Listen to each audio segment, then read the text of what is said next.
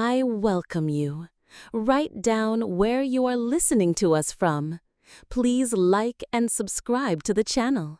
Enjoy your listening experience. Have a good night. Stay safe. My last passenger exits the car and slams the door, ignoring my goodbye, engrossed in her phone. Alrighty then, I mumble, rating her and opening my map back up. I check the time and I still have time for one last ride before I should head home for some sleep.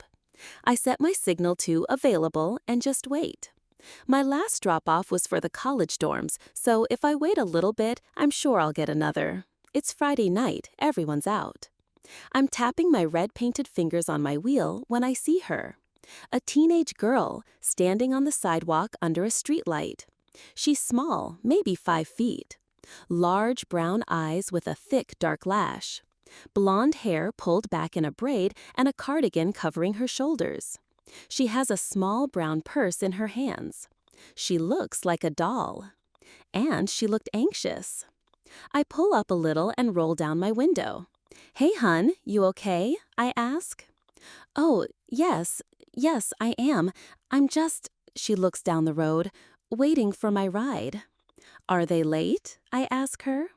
She's quiet as she stares down the empty street.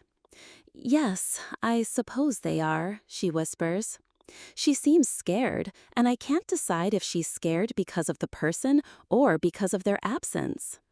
"I can wait with you if you would like," I tell her, putting my status in unavailable on the app. "Oh, you don't need to. I'm sure I'll manage," she says shakily. "It's no problem. We've already spoken more than me and my last passenger, and I was with her for 20 minutes. I could use the company. Come on in," I tell her, unlocking my door. She pauses and then slowly climbs in. She seems familiar to me, her small frame and blonde hair. Very reminiscent of my sister when we were her age, about 10 years ago. When I see her dress up close, I see it has little flowers all over it. The blush color of the flowers match her cardigan. "Your outfit is cute, very vintage. I love it," I say, handing her a water bottle. She smiles small and mumbles something that sounds like "thank you." We sit in silence for a few minutes before her voice squeaks. "You have pretty eyes. They're very green, like an olive," she says shyly. "Oh, thank you. I made them myself, actually." I wink at her. She laughs softly and looks back at the road.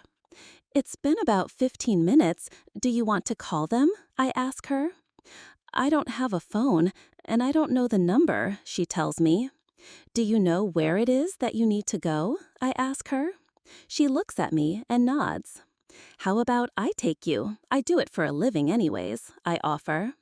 Oh, that's so nice of you, but I don't have any money to pay you with," she stammers. "It's on me. Consider it my Good Samaritan act for the day." I pull up my GPS app. "Go ahead and put in your address here." She methodically punches in the information. "Can I ask you a question?" she asks me. "Sure," I respond. "Why are you being so nice to me?" she asks, slowly turning to me. I smile sadly. "You seem familiar to me. I think you remind me of my sister. She lives far away from me now. She got married and has kids. I miss her so much, and I would never want her waiting alone outside in the dark. A lot of creeps out at night." I pull up the GPS map.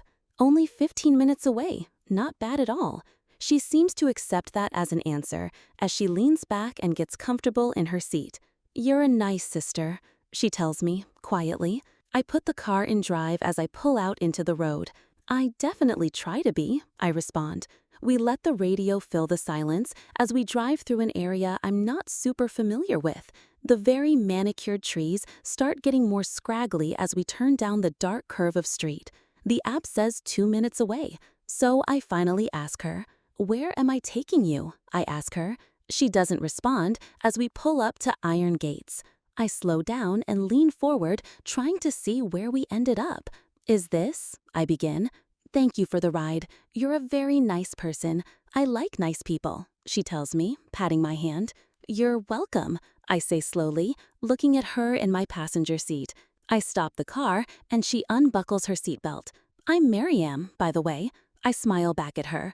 Sadie, it was nice to meet you, Marianne, I tell her. It was a nice drive, and thank you again for the ride home, she beams.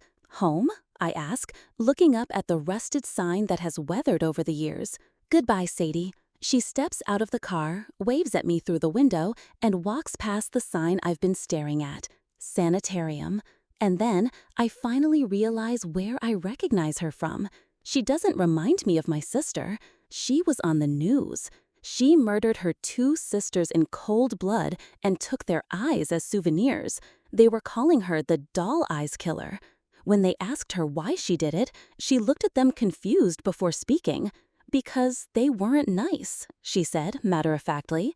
I'm still staring after her, slack-jawed, when she looks over her shoulder at me and winks.